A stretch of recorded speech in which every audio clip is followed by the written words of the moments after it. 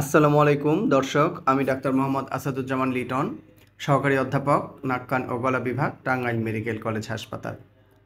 এখন যে অপারেশনটি হচ্ছে এটি হচ্ছে লেজার টনসিলেক্টমি। আমাদের অনেক রোগী লেজার টনসিলেক্টমির কথা বলে থাকেন বা লেজার দিয়ে টনসিল অপারেশন করতে চান। কেউ কেউ এসে বলেন যে কম্পিউটারের মাধ্যমে টনসিল অপারেশন করতে চান। সেটি আসলে কম্পিউটার নয়, আমরা লেজার এবং কবলেশনের মাধ্যমে টনসিল অপারেশন করে থাকি। এই দুটি হচ্ছে অত্যাধুনিক পদ্ধতি। আমার হাতে যেটি দেখতে পাচ্ছেন সেটি হচ্ছে লেজার। এটি দিয়েই টনসিল অপারেশন করা হবে। লেজার টনসিলেক্টমি অপারেশন চলছে। লেজার দিয়ে করার সুবিধা কি? লেজার দিয়ে টনসিল অপারেশন করলে অনেকাংশে অপারেশনের পর রোগীর ব্যথা কম হয়, হিলিং ভালো হয় এবং অপারেশন চলাকালীন ব্লিডিং কম হয়। এই সুবিধাগুলোর জন্যই সাধারণত আমরা লেজার দিয়ে টনসিল অপারেশন করে থাকি।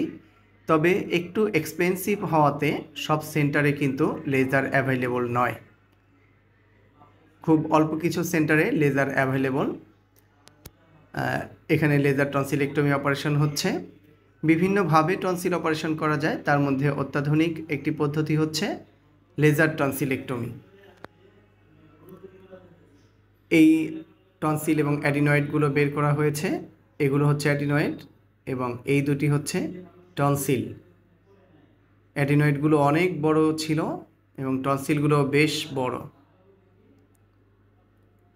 অপারেশনের 3 দিন পর রোগীর ফলো আপ। রোগী ভালো আছে। মুখের ভেতরে যে সাদা অংশগুলো দেখতে পাচ্ছেন অপারেশনের পর এরকম সাদাই থাকে, এটি আস্তে আস্তে নর্মাল হয়ে যায়। এই সাদাগুলোকে কিন্তু নখ দিয়ে খুঁচিয়ে তোলা যাবে না, তাহলে কিন্তু ব্লিডিং হবে। এটা আস্তে আস্তে নর্মাল হয়ে যাবে।